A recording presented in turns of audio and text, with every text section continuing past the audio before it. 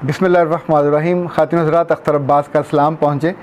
आपने कभी अगर बैल देखा हो जिसकी आँखों पे ऐसे खोपे होते हैं, तो वो सारी रात हालत सफ़र में रहता है और घूमता रहता है और सुबह भी वो वहीं होता है, सफ़र तय नहीं कर पाता। शायद ज़िंदगी में अगर हमारे भी आँखों पे सोच के और फ़िक्र के एक ही तरह के खोपे हों तो हम भी बहुत सी चीज़ों को नहीं देख पाते और उन पर गौर नहीं कर पाते।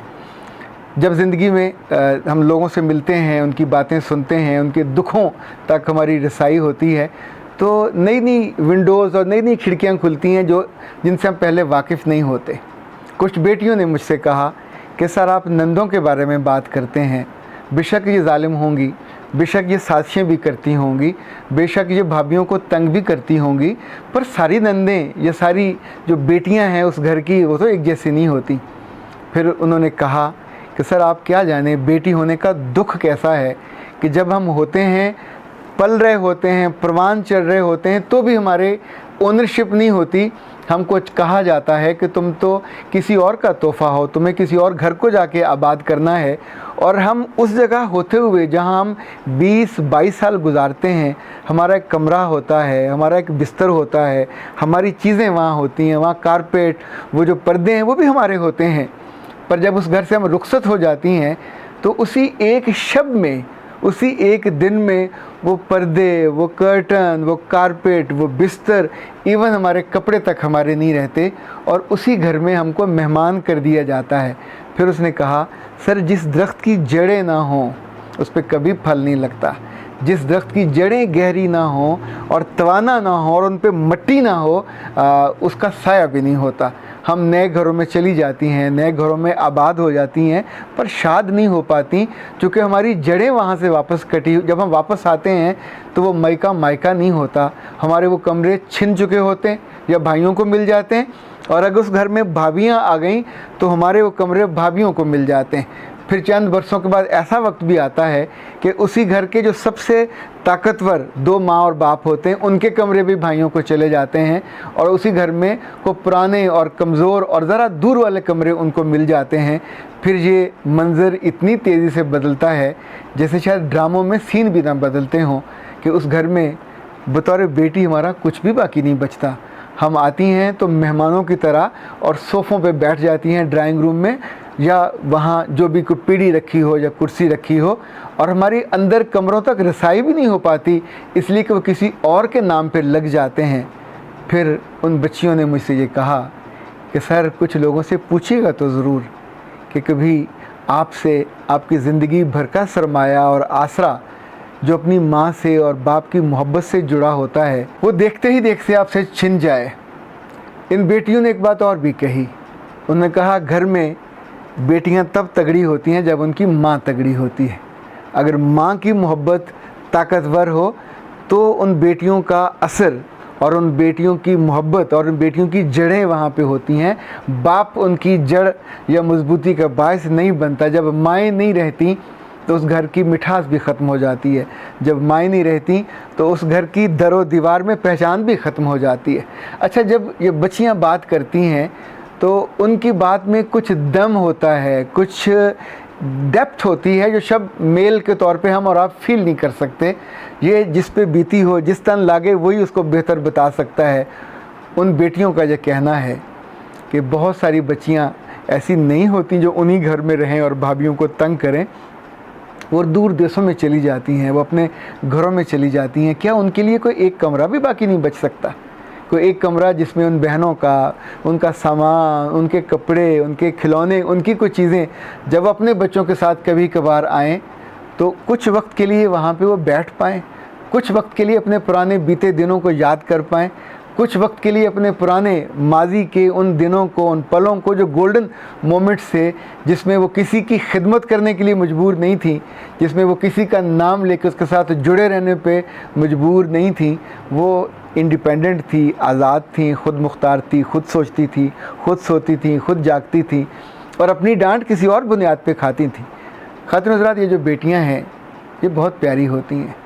इन बेटियों की वजह से इंसानों को जन्नत का मेरे रब ने और उसके रसूल सल्लल्लाहु अलैहि वसल्लम ने बताया। 3 बेटियां हों और उसकी अच्छी वो तरबियत कर दो तो जन्नत वाजिब होने का बताया। एक साहबी ने 2 का कहा तो 2 के लिए भी वही खुशखबरी दी गई। फिर बाद में साहबा ने कहा अगर कोई 1 का पूछ लेता तो शायद उसको भी यही जवाब मिलता। ये इतनी प्यारी हैं, ये इतनी अच्छी हैं, ये होती हैं तो घर की ज़िंदगी और तरह से चलती है। जिन घरों में बेटियों की वजह से मसला होता है, मुझे लगता है हम उन बेटियों को, क्योंकि बेटियां भी तो गमले में लगा पौधा ही होता है ना, अगर इनकी अब तराश खराश ठीक करते जाएं, उनका दिल बड़ा करते जाएं, उन्हें गीबत से, उन्हें चुगली से, उन्हें लगाई भजाई से मना कर लें तो शायद ये आपका एसेट बन जाए। और उन्हें अगर खिदमत करने पे, उन्हें अगर मोहब्बत करने पे और उन्हें अगर माफ़ करने पे हम उसके सबक दे दें और उनको अजबर करा दें तो शायद वो और तरह की हों। देखिए ये जो बेटियाँ हमारी होती हैं ये अपनी दोस्तों को भी तो माफ़ करती हैं। ये अपने जब पढ़ाई के ज़माने में कितनी चीज़ें जो खुद मैनेज करती हैं, कितने रिश्ते खुद बनाती हैं, उनको लेके चलती हैं, वो तो बहुत उम्दगी से कर लेती हैं। तो आखिर घरों में ही ऐसा मसला क्या होता है कि जब ये रूठती हैं तो फिर उनको मनाने वाला कोई बाकी नहीं रहता। जब ये दूर देशों में चली जाती हैं, मैं तो ऐसे बदबख्त भाइयों को भी जानता हूँ कि जिनकी बहनों ने उन्हें घर आ के रो के बताया कि जिन घरों में हैं वो वहाँ रोज़ आग में जलती हैं, वो रोज़ सूली पे लटकाई जाती हैं, उनकी रोज़ बेइज्जती होती है। और उनके भाइयों ने कहा कि तुम्हें हम इसलिए घर वापस ले आएँ कि हम जो लोगों के फ़ैसले करते हैं, हम जो लोगों के लिए मुदब्बर हैं, हम जो लोगों के लिए मुफक्कर हैं, हम जो लोगों के लिए सालिस हैं, लोग हमें क्या कहेंगे कि हम अपनी बहनों के फ़ैसले करा के उन्हें वापस घर ले आए। इस अना की वजह से वो बहनें, वो बेटियां उम्रों बरसों वहाँ जलती हैं और मौत का इंतज़ार करती हैं। अगर इन घरों में कोई एक कमरा उनके लिए बाकी होता, इस कमरों में आके वो रह पाती। अच्छा, जितनी बच्चियाँ कभी उनको डाइवोर्स हो जाए या कभी उनके साथ ज़िंदगी में कुछ और सख्ती हो जाए, उनकी तलाक हो जाए या उनके बेवा हो जाए, जब अपने घरों में आती हैं, मुझे उनसे भी ये कहना है कि प्यारी बीवियों, जब तुम अपने घरों को वापस आओ तो उस घर में फिर ठंडक का बायस बनो, उस घर के लिए अजाब का बायस ना बनो। अपने पुराने दुखों का बदला अपनी भाभियों से या भाइयों से नहीं लेना। उन दुखों की वजह ये नहीं थे, उन दुखों की वजह या तो वहाँ कोई औरत थी या वहाँ का कोई मर्द था या वहाँ का माहौल था, पर यह भी तो हो सकता है कि उन दुखों की वजह आप खुद रही हो। आपने वहाँ ज़ुबान ऐसी चलाई हो, आपने वहाँ ताने इतने सख्त दिए हों, आपने खिदमत में कुछ कमी कर दी हो, ये भी तो हो सकता है। हम हर वक्त कोताही किसी और की ही क्यों ढूंढें जो आपको ठाठ से लेने आते हैं। वो उनकी भी तो कुछ आरज़ुएँ होती हैं, मुमकिन है वो पूरी ना हुई हों। पर मैं तो आपसे ये गुजारिश कर रहा था कि अगर मेरे कहने पे कुछ भाई, कुछ वालिदैन अपनी बेटियों की वहाँ जगह रखते हैं तो जब जब आया करो फिर आके घर के बहुत मामलात में इंटरफेयर न किया करो। फिर एक मेहमान के तौर पे आओ, लाड करो उन रिश्तों को, उन पे वारी और कुर्बान जाओ। तुम्हारे होने से वहाँ खुशी आए, तुम्हारे होने से वहाँ एक मोहब्बत की लहर हो। फिर आके तुम लगाई बजाई ना करो, फिर आके तुम उस घर में देखें, वो जो भाभी पीछे आई है अब वो उस घर की मालकन न से ही पर मुतबादल मालकन तो है, कल उसने ही उसका घर का चार्ज लेना है।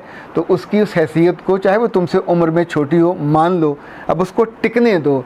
तुम उसके कदम काटोगी, तुम उसकी जड़ों को छुरी से और चाकू से और अपनी बातों से कमज़ोर करोगी तो तुम्हारे साथ भी ऐसा करने वाला वहाँ कोई मजबूर होगा। क्योंकि हमेशा ये होता है जो हम बोते हैं कटता वही है, कुछ और काटा नहीं जाता। मैं तुम्हारी इन बातों को बहुत मोहब्बत की आंख से देखता हूँ, अपने दिल में जगह पाता हूँ। मैं अपनी बेटियों के लिए सोचता हूँ कि अपने घर में उनका एक फ्लोर अलग होगा, वह उसमें आके रहें, वो बसें, उनके कपड़े, उनके टॉयज़, उनकी सारी चीज़ें उसके अंदर मौजूद रहें और वो किसी और को नहीं मिलेगा। वो उन्हीं के लिए खालिस होगा चूँकि वो उनकी बाप ने और उनकी माँ ने उन्हीं के लिए बनाया और उन्हीं के लिए खाली रखा होगा।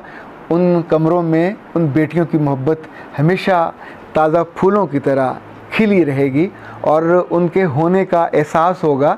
चूँकि ये बेटियां दुआ से बनी होती हैं, ये दूर भी चली जाएं तो भी दुआ से बंधी होती हैं, अपनी माँ की खैर चाहती हैं, अपने बाप की खैर चाहती हैं। दुनिया में शायद कोई बेटे भी इतनी खैर नहीं चाहते जितनी बेटियां चाहती हैं।